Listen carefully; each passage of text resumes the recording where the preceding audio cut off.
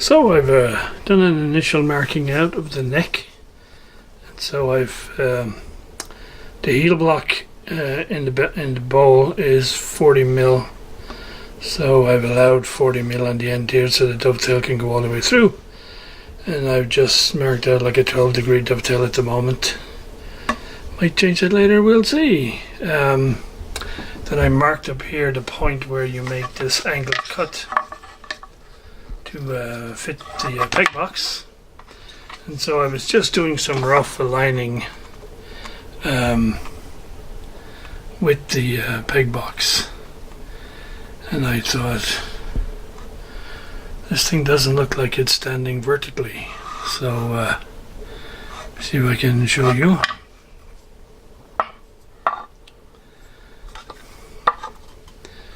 So if I go on the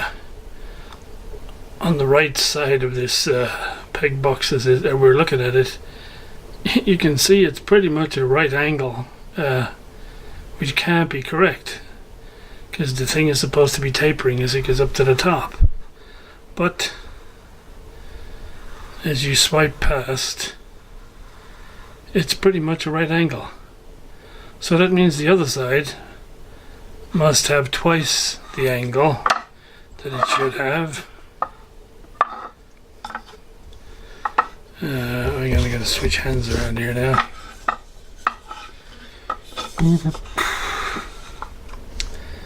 And guess what? It's the leaning Terra Pisa for sure here now. So instead of both of them tipping about 3 degrees, this one is like about 7.5 degrees or something, and it's a right angle on the other side. So yes, the quality of construction on this thing just keeps on going. So I'm not sure what I'm going to do about this at this point, because when I clean all the glue off the end here, you can see that this wood on the end is not the same color as the maple. So these are clearly shims that were added at some point. And the other thing that you can clearly see is that when you look at this end block here in the middle, there's no right angles at all. You know, this is going uphill, and so is this. And so yeah. Well, at this stage, guys, you will probably not be surprised to discover that the peg box is completely dismantled. Yeah, the main reason I did it was because this front block here, which joins the two side pieces together, is just, number one, it's too short, and number two, it's nowhere near square. It's so it's, if I rest it up against my center line here, you can see that it's nowhere close to being square, and so that this bottom surface would be normally what supports the veneer from the back, and so because it's so short, it wasn't even going all the way down, so there was no support. Hence, it tore off that veneer when the peg head was whacked. So that was the main reason. However, when I took it apart, the next thing I discovered, which I don't know why I didn't see it before, is this side is 7 mil thick, this side is 9 mil thick. So yeah, that's not good. And I think the way the guy got around it is the bevel here is at a relatively shallow angle, and over here it's at a deeper angle. So this creates the illusion from the top that they're the same width. Anyway, the way these things are normally made is it's as a single piece of wood, and you cut it to shape and you drill all the holes, and then you cut it down the middle. And obviously I'm pretty sure that's what's done here, because the saw marks on this surface line up, but it wasn't sawed down the middle, and when it was finished there was no attempt to do any finishing of the sawed, if you like, surfaces. And so yeah, I have a feeling that the whole neck and peg box assembly will be a remake. Obviously I'm going to try and save these guys, but we'll see. Yeah, I can't wait for that book to arrive so I can get some meaningful information.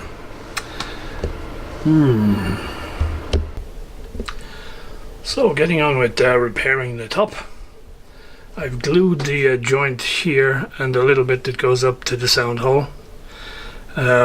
just in the hopes that it'll give me a little bit of extra strength. And for the main joint where I replaced this big piece here, I've run off about half a dozen little cleats that I can use to glue across the joint and give it some additional strength.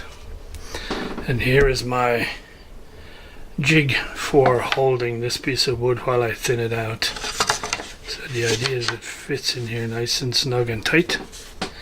I will probably put a couple of strategic pieces of double-sided tape underneath, and then it'll be ready to run through the old safety planer, and I'll leave a little bit sticking out on the end here so I can measure the thickness as we go. Originally I was going to try and be super duper accurate and have just a millimeter sticking out on the top, and then just level it all down until it touched here.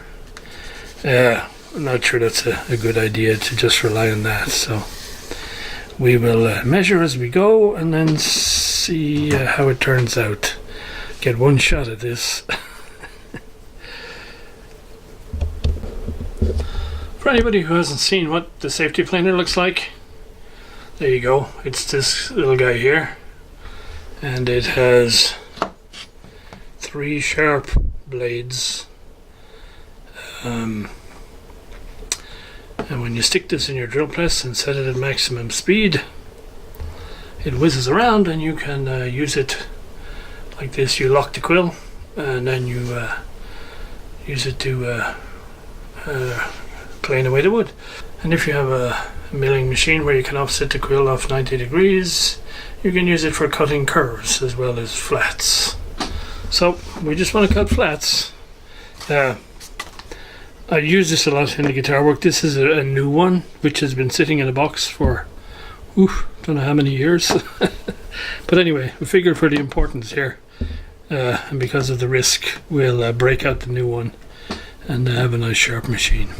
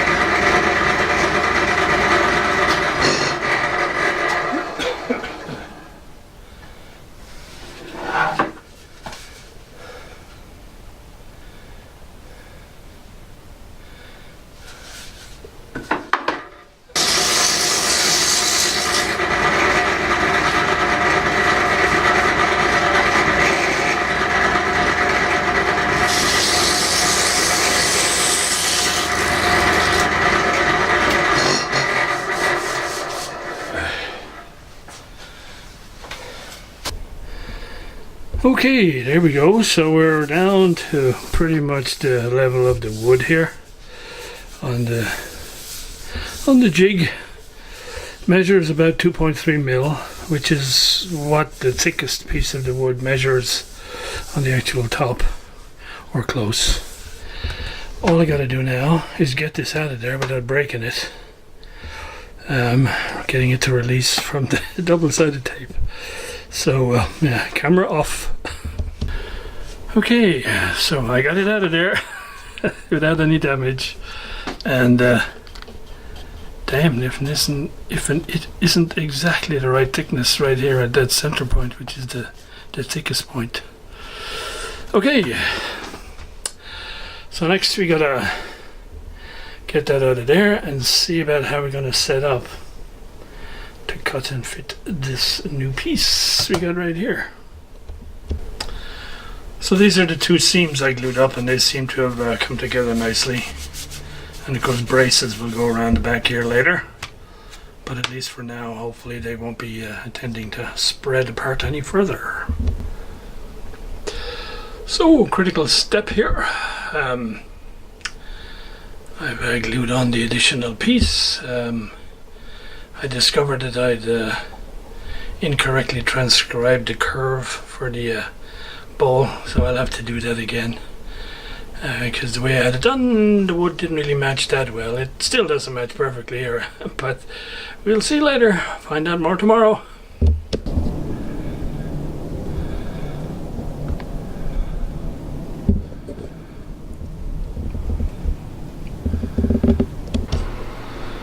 Well, here we go, next morning. And I think we're okay, I think we're good. Say it's I don't know what the color match is going to look like when we're done, but for now I'm good with this part. So all I'm going to do is I'll just loosely trace the outline and cut with plenty to spare, and I'll do the final once it's on the bowl. The next thing I need to worry about is the seam here is parted rather badly. And I cannot get it to come back together, no matter how hard I push. And so I thought if it takes that much force to bring it together, even if I could, and I glued it, then probably it would just crack somewhere else if it's under so much tension. So I think there'll just be a cleat of some sort underneath this, just to hold it. And of course there's two braces here that'll hold it as well, and then I may just have to fill it from the top here, so it looks decent. The reason you can still see the edges of the bridge is it was pressed so hard onto the top at some point that the wood actually dips down here, and so if I was to get rid of that, I'd really be knocking quite a lot off the thickness of the top there at the bridge, which is the last place you'd want to be doing that. So I put the tracing of the curve, line it all up, make all the pinholes, and join up the dots. So I'm looking, this is a dry fit on how I can glue the braces onto the top. I really need a couple more of these deep throat clamps because I don't have a go bar deck, but we have to run with what we got. So hopefully this will be okay. And this one, number 5 and 4, are the furthest away, most difficult ones, and number 3 to get at. So carry on. Right, that's that glued in. So I think at this point we'll have a break for lunch. Incidentally, not wishing to upset any of the purists or anything, but I'm with Jerry Rosa when it comes to this glue and stuff. So right now we're on Titebond Original. I may use hide glue to put the top onto the bowl, we'll see down the road, but I don't intend this thing coming apart anytime in my lifetime. And I don't think it's a good enough instrument that it warrants fully reassembling it with hide glue. And this is a lot easier for me to do. So, lunchtime. So, 2 down, 8 more to go. Actually, since I've shot quite a lot of video over the last couple of days, I think what I'll do is I'll stop here and I'll upload. Next time you see this, hopefully it'll all be braced, and we'll get on to fixing the rosettes and fixing up this nasty separation here between the two halves of the top plate at the back end here, sorry, at the lower bout. Anyway guys, more to come hopefully in the not too distant future.